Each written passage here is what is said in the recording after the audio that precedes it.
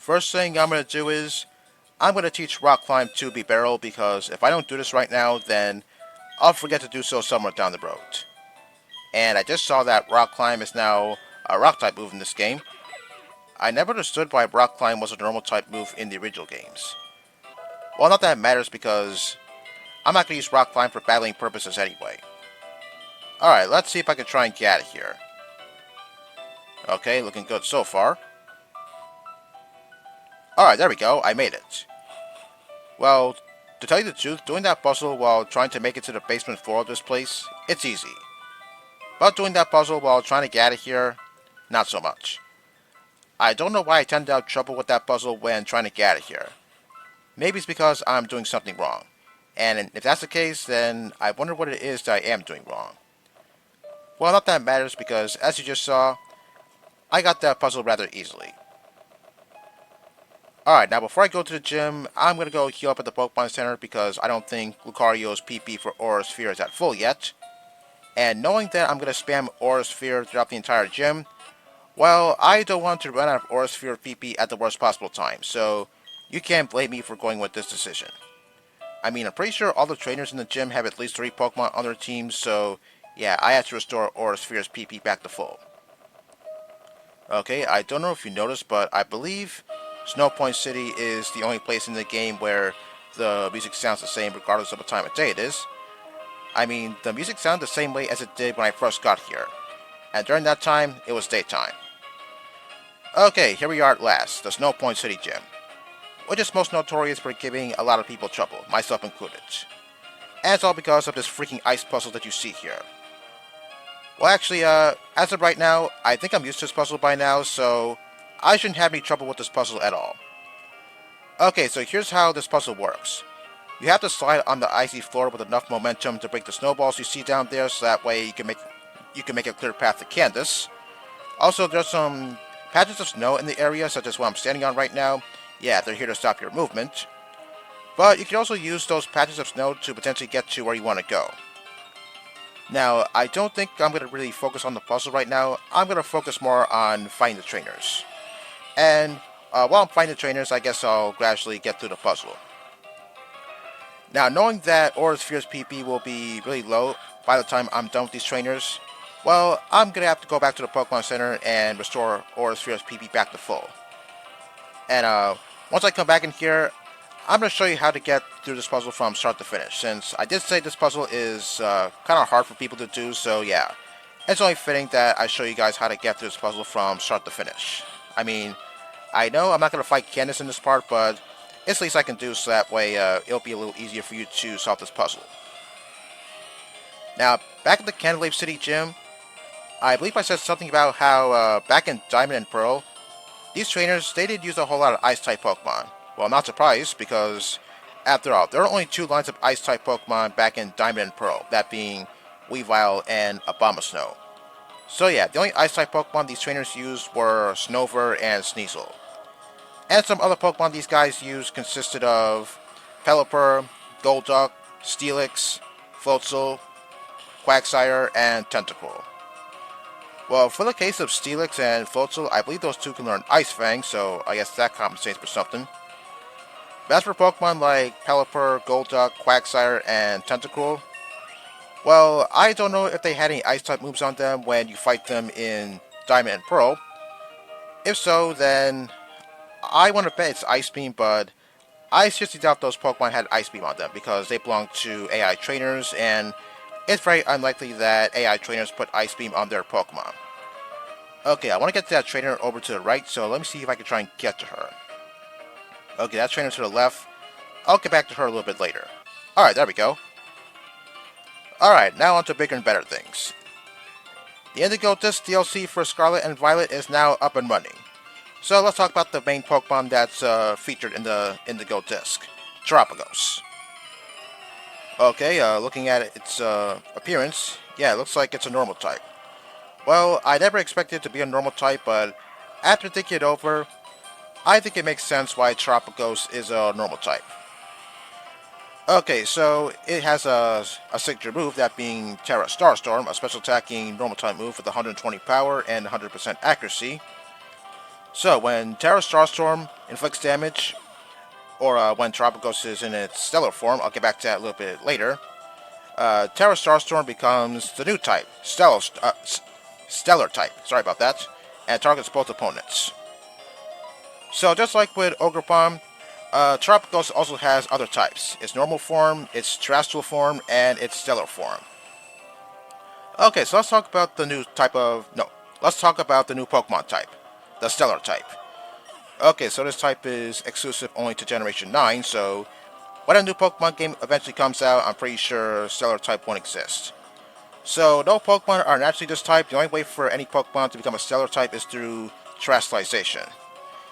And also Terra Blast can become Stellar type if the user Terastallizes into said type. Speaking of Terra Blast, if its typing is Stellar, then your attack and special attack get lowered by one stage. That's a shame. Well, I guess it's better to Terastallize your Pokemon into something that's not Stellar type and use Terra Blast depending on what your Terra type is. Alright, let's see what I can do from here. Okay, that's not my one to break, but okay. Well, okay, I might as well fight this trainer over here. I was thinking that I could break the snowball that's in the middle over there, but I guess I wasn't on the same tile as it. Okay, so I haven't been very far into the Indigo Disk DLC yet, so yeah, I'm not up to that point where I get access to Terrapagos. Okay, on to something else, and I think you know what that is. Well, it looks like Entei and Terrakion now have Paradox forms in the form of Gouging Fire and Iron Boulder, respectively. So, Gouging Fire. Not the name I would have given it. I'll be honest, I think Searing Flames would have been a better name for it. But I think it's pretty obvious why they couldn't go with Searing Flames. Anyway, Gouging Fire is a Fire Dragon type, and has a signature move called Burning Bulwark. Okay, I hope I'm saying that correctly, but some tells me maybe not. Okay, so it's basically Protect with additional effect should you make direct contact with it, so in this case you'll get burned. So yeah, it's pretty much like Baneful Bunker. And I guess that's pretty much all there is to it about Gouging Fire. As for Iron Boulder, on the other hand, it's a Rock Psychic, with a signature move called Mighty Cleave. A physical attacking rock type move with 95 power and 100% accuracy, and also bypasses Protect. So I guess Violet users got the better Pokemon, because Gouging Fire, well, I'm not a huge fan of Protect all that much, but if it means that I could potentially burn the opposing Pokemon if they hit me with the move that makes direct contact, then, well, I guess that's something. Alright, let's see. Can I break that snowball from here? Alright, there we go. Okay, what about this one? Alright, there we are. Alright, let me see if I can try and get to that trainer that I saw over to the far right. Okay, I see a patch of snow over here, so... Okay, well, I am going to get to her, but first, I'm going to fight this trainer right here. So yeah, Iron Boulder. Looks to me like people are having a lot of fun with that thing, given the fact that it could bypass Protect. Well, I'm pretty sure I won't get to experience that because I don't have Violet, because as you know, I said I have Scarlet only. Okay, on to another Pokemon, and I'm pretty sure it's the one that people have been talking about. Hydrapple. Well, I already knew that Diplin was going to stay the way it was forever, so yeah, I knew it was going to get an evolution. So Diplin evolves into Hydrapple while knowing a move called Dragon Cheer. It's a new move that first debuted in the Indigo Disk. So what it does is, it increases your ally's critical hit ratio by one stage. But, if your ally Pokemon is a Dragon type, then the critical hit ratio increases by 2 stages instead. Okay, I'm under the impression that it kind of reminds me of Focus Energy for some reason. But I'm not really sure if that's supposed to be another variant of Focus Energy. Okay, so on to Hydrapple. It learns a move called Fickle Beam, which is 80 power, and has a 30% chance of doing double the damage.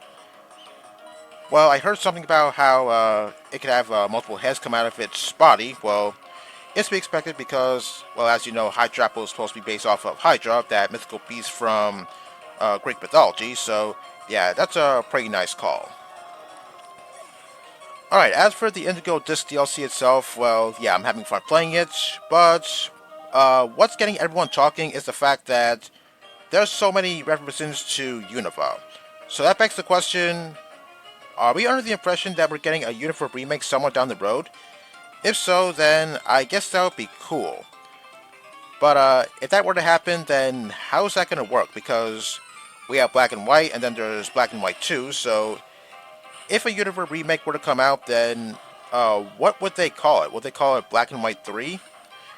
I seriously doubt that, because if they were to do that, then how is that supposed to work anyway? Because if they were to call the game Black and White 3, then basically there would be more to Unova than what we experienced in Black and White 2. So, yeah, I seriously doubt that a new Unova game would be called Black and White 3. Unless, of course, maybe they would do what they did in Legends Arceus and make an old world Unova region. If so, then I guess that would be pretty cool. Yeah, I didn't one-shot this Seal because, yeah, as you know, Seal is pure water, not an ice type yet, like Dugong is. So yeah, I'm not really sure if a Unova remake would come out in the near future. But if that were to happen, then that'd be pretty cool. Whether or not it's gonna be an old world Unova game, or maybe they would do what they did in the Let's Go games. But if they were to do another Let's Go game, then I guess maybe they would focus on Johto. I mean, I'm pretty sure I saw a few references to Johto in the Let's Go games. But yeah, I'm not really sure if that really means it is going to happen. Well, I guess we'll see somewhere down the road.